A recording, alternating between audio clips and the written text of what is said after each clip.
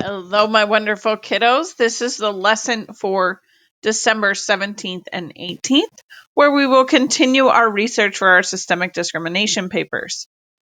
So here's our agenda and our announcements. As always, they can be found in the Google Slides, but we're going to just move on to the lesson. So the learning target for the day is to conduct research to gather information in order to be able to explain how that information demonstrates systemic discrimination to my audience.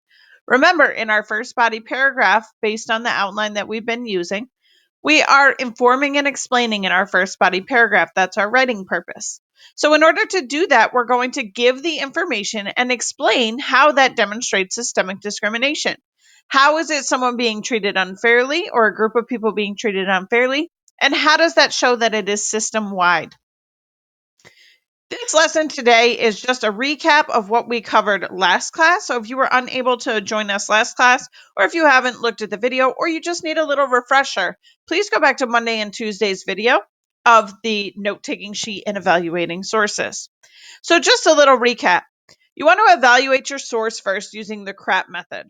So that's currency, reliability, authority, accuracy, and purpose. You want to look at all of those bits of information in order to evaluate the source.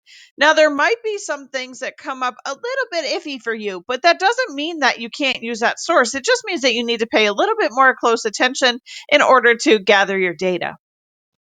You're going to gather information that you know will help to inform your audience about the systemic discrimination. We're looking for those facts. We're looking for those statistics. We're looking for those concrete examples that show that this is in fact discrimination and that it is system-wide.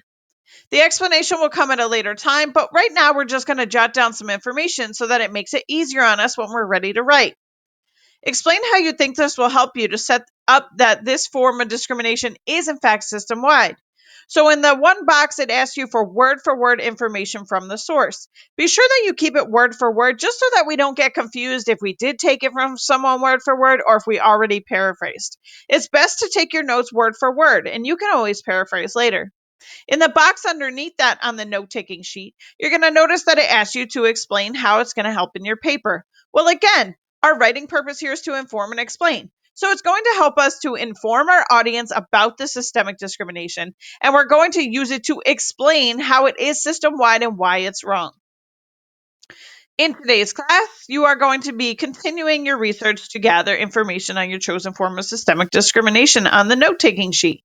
I apologize for the typos that I see, and I'm going to go fix them right now. If you are not live with us in class, please always use me for support with the support ticket. Or if you are live in class, please don't forget that Teacher's Desk is always open during independent work time, or you can ask questions in the chat and we will be able to support you. We're going to use this class today as well as next class to finish our research so that we have a minimum of 4 sources for our systemic discrimination paper. Remember, we're informing and explaining, so we're looking for information that proves that it's discrimination and proves that it's system-wide. You got this. Have a great day.